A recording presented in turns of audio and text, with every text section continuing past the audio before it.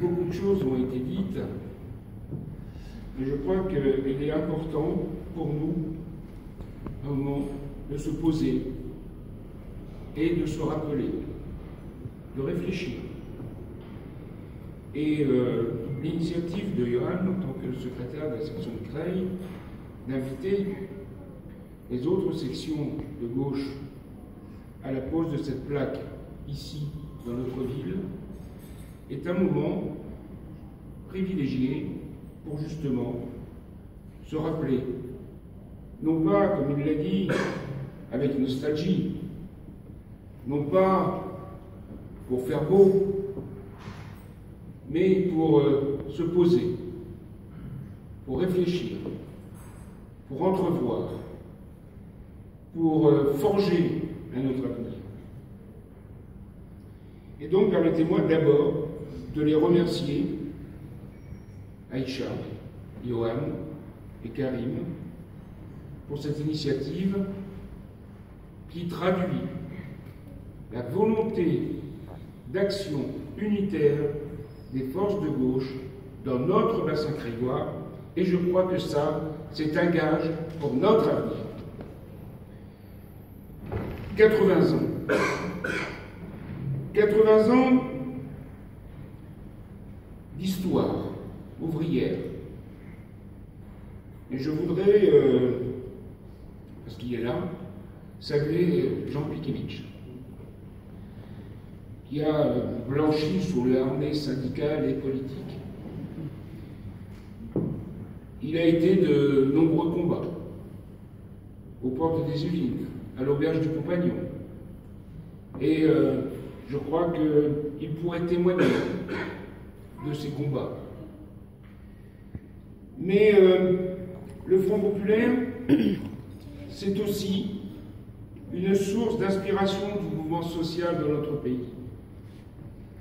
Et il nous a marqués, même les plus jeunes générations comme moi. 80 ans, quel bel âge. Quel bel âge pour ce Front populaire tant l'actualité nous rappelle à ses fondements, nous rappelle à ses valeurs, nous rappelle combien les luttes sociales furent nombreuses à cette époque pour améliorer le quotidien de nos concitoyens, et ce, malgré les obstacles de l'histoire. Pourtant, et chacun des précédents intervenants l'a rappelé, cette histoire que j'écris avec un grand H n'était pas écrite d'avance, tant les divisions étaient nombreuses à cette époque. Après le congrès de Tours, rien n'était simple. Les relations entre les différentes forces politiques de gauche étaient au point mort, j'ose ajouter, parmi les forces syndicales de gauche aussi. Qui croyait à ce moment précis de notre histoire commune qu'un mouvement politique unitaire serait capable d'améliorer le quotidien des Français? Il aura fallu plus de 15 ans pour réunir toutes les familles autour de ce rassemblement populaire qui donnera naissance au Front en 1936. Du pain, la paix, la liberté, tel était le nouveau slogan que chacun souhaitait défendre afin de faire front commun face au fascisme et à la crise. Les élections législatives de cette même année sont la meilleure preuve que l'union des forces radicales, communistes et socialistes permet d'apporter des solutions aux attentes des Français. Dès son discours de politique générale, Léon Blum, devant l'ensemble des parlementaires, prononçait ces mots. La majorité n'a pas à formuler son programme. Son programme est le programme commun, souscrit par tous les partis qui composent la majorité. Et l'unique problème qui se pose pour lui sera de le résoudre en actes. Si Manuel Valls avait pu, quelques instants, aller à la Bibliothèque de France pour le retrouver, ce programme, et le lire, peut-être que notre histoire récente aurait changé. Peut-être que cette politique libérale et antisociale qu'il met en œuvre depuis longtemps n'aurait pas vu le jour. Je crois, chers amis, que s'il l'avait lu, chacun d'entre nous n'aurait pas à s'alarmer, à se désoler de ses positions, voire à désespérer.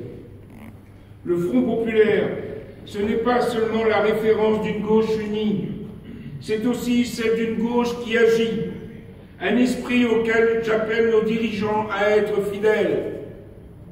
Fidèles à ses valeurs, fidèles à l'action. Les congés payés, la semaine de 40 heures, les contrats collectifs sont autant d'héritages de cette période historique que certains souhaitent aujourd'hui remettre en cause pour le plus grand bien du patronat. Ce passé de lutte et de conquête ne doit pas être un lointain souvenir, mais un véritable moteur pour notre action publique, pour chacun d'entre nous. Peuple de gauche, nous devons toutes et tous agir pour améliorer le quotidien de nos concitoyens. Il y a quelques mois, rappelez-vous, lors des vœux que je présentais aux personnalités, j'appelais le pouvoir en place à rallumer les étoiles. C'est encore d'actualité, il en est encore temps. Depuis, rien ne se passe comme nous le souhaitons au niveau national. Il faudrait qu'ils ouvrent les yeux. Les valeurs que nous défendons collectivement semblent avoir disparu du vocabulaire des membres du gouvernement. Pire, aujourd'hui, certains n'hésitent plus à utiliser la force pour passer des textes de régression sociale dont la droite n'aurait même pas rêvé durant le quinquennat précédent. Aujourd'hui, la désolation des forces de gauche est le reflet de la santé de notre classe politique, de notre société. La loi Macron, loi El Khomri, trop, c'est trop. Il faut que ça cesse. Et l'histoire du Front populaire nous enseigne que la situation économique, sa dégradation n'est pas une excuse. Là où il y a une volonté, il y a un chemin. Le Front populaire a mis en exergue cette phrase de Lénine. Je crois que Valls doit aussi s'en rappeler. Quand il y a quelques semaines, le premier secrétaire du Parti socialiste, Jean-Christophe Cambadélis, disait « Nous ne voulons pas refaire le Front populaire », je me suis interrogé sur le sens de l'action publique que nous allons mener. Est-ce que Front populaire est un gros mot? Non. Pour moi, c'est synonyme d'espérance et d'action. Aujourd'hui, je suis très heureux de voir ici, à Creil, réunis, côte à côte, les socialistes, les communistes, les radicaux, autour de cet événement. Maire de Creil, je suis très heureux de pouvoir encore diriger cette ville, avec une coalition des différentes forces de gauche qui apportent chacune leur pierre à l'édifice pour construire une ville plus sociale, une ville plus humaine, une ville plus citoyenne, une ville qui permet à chacun de s'épanouir au quotidien. Travailler ensemble dans l'intérêt commun, c'est aussi respecter l'histoire de notre ville, c'est aussi respecter ses valeurs, c'est aussi respecter nos prédécesseurs qui ont construit notre héritage. Cette période du Front populaire nous enseigne que les conditions pour mettre en œuvre des avancées sociales sont l'union, je viens d'en parler, mais aussi le respect des valeurs républicaines, liberté, égalité, fraternité, solidarité. Cependant, cela ne suffit pas, et je l'ai déjà dit, il faut y ajouter une véritable volonté politique afin d'accompagner et de les vouloir des changements dans notre société au profit des plus faibles. À Creil, comme partout dans l'agglomération, le Front populaire a marqué de son fer rouge l'histoire. Les élections législatives de 1936 sont un véritable succès pour la gauche. 4 radicaux socialistes, 2 socialistes rejoindront les bancs de l'hémicycle, dont l'un est bien connu des Creillois, puisqu'il s'agit de Jean Bondy. Jules Rie fut également l'un de ceux qui s'engagea très tôt aux côtés des camarades du Front populaire. Tous deux ont servi la cause ouvrière, notamment lors des grèves générales que connut le bassin criois, en liant leurs actions à celles des syndicats.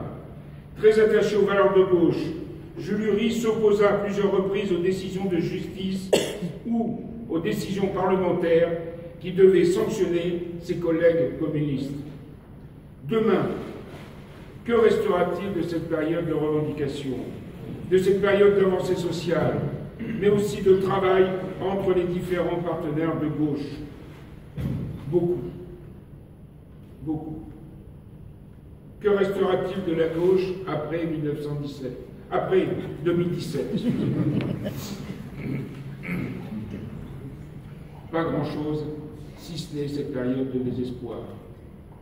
Telles sont les questions qui doivent guider nos gouvernants dans les prochains mois. Que reste-t-il du Front populaire? Que restera-t-il de notre action?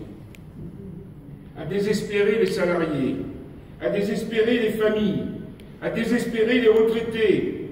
On les pousse dans les bras des faiseurs de cauchemars. Et il est quand même symbolique que le chanteur Black M ait vu son concert annulé par un maire sous la pression du Front National. Cela doit nous rappeler que le fascisme n'est jamais loin, que le fascisme ne veut pas de la liberté, ne veut pas de la culture. On peut être pour ou contre les paroles de Black M, mais on ne doit pas oublier qu'il est français et que la culture doit pouvoir s'exprimer. On ne doit pas oublier que son grand-père avait partie de la valeur sociale. Dans les combats à Verdun, les balles, les obus ne regardaient pas la couleur de la peau. Et le sang qui coulait était rouge. Je n'accepterai pas qu'on ouvre la voie aux extrémistes, aussi bien dans nos territoires qu'à l'Assemblée nationale. Ne comptez pas sur moi pour ne pas faire entendre ma voix, notre voix, de ne pas défendre l'intérêt commun et nos valeurs tant bafouées depuis maintenant, j'estime, trop longtemps. Avant de conclure mon intervention et de nous retrouver autour des échanges plus informels, autour du verre de l'amitié que nous offrent les sections radicales, communistes et socialistes, que je remercie en votre nom une nouvelle fois pour leur engagement en faveur de la mémoire de l'action collective de la gauche, je tenais à partager avec vous ces quelques mots de Jean Jaurès sur lesquels nos gouvernants devraient réfléchir. Le premier des droits de l'homme, c'est la liberté individuelle. La liberté de la propriété, la liberté de la pensée, la liberté du travail. Je vous laisse méditer avant de prendre le verre de l'amitié. Ça me donnera le temps de rejoindre le bar avant. Merci.